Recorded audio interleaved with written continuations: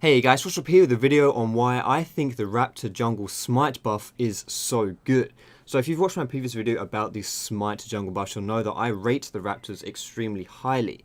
However, there is a unappreciated reason for this. So obviously you guys will know if you've played the new jungle that whenever you smite these Raptors, you are given a buff. And what this buff does, whenever you walk by a ward, it will alert you that you've been spotted by this ward and also grant you the true vision required to then stomp that ward.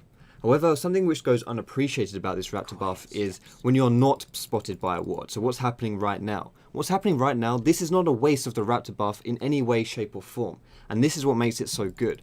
All of this time that I'm walking around the jungle, I'm going near bushes, I'm walking by places which are likely to be warded or whatever.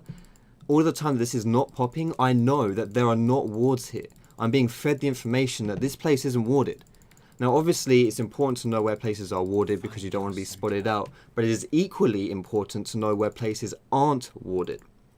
If I'm walking around here and I know that I'm not being spotted by a ward, then that means that I know the enemy can't see me, and then I can use that information to make plays.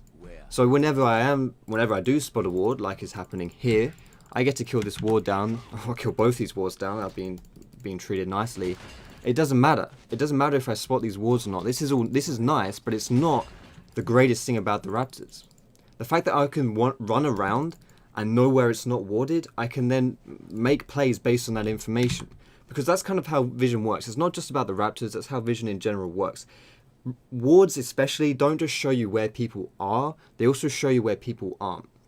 So if I'm going to give an example of this, say that I knew there was an enemy sitting in one of these two bushes, if this crab could get out my way. Thank you, crab. If I knew there was an enemy sitting in one of these two bushes, but I didn't know which bush he was sitting in, then it would only require one ward for me to know where he was. Because if I warded this bush, say I ward this bush, he's not in that bush, therefore I know by process of elimination, he must be sitting in this bush here, which he is. Now I know that's quite an extreme example, but you can still do that in a game setting. If you ward this wraith area or this chicken area, for example, and then you see that the enemy jungler isn't there, you can infer where that jungler might be based on where the game is going. You might know that he's around here, or you might know that he's moving over to the walls. But basically, if you know he's not in a certain place, that information is almost as valuable as knowing exactly where he is.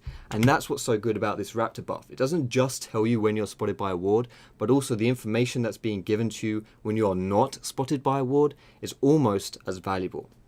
And that's the point that I wanted to make in this video, guys. I hope I explained it kind of well. I've been doing this like a million takes from this video because I just can't seem to really explain what I'm feeling about this and how to get it out to you in a concise way.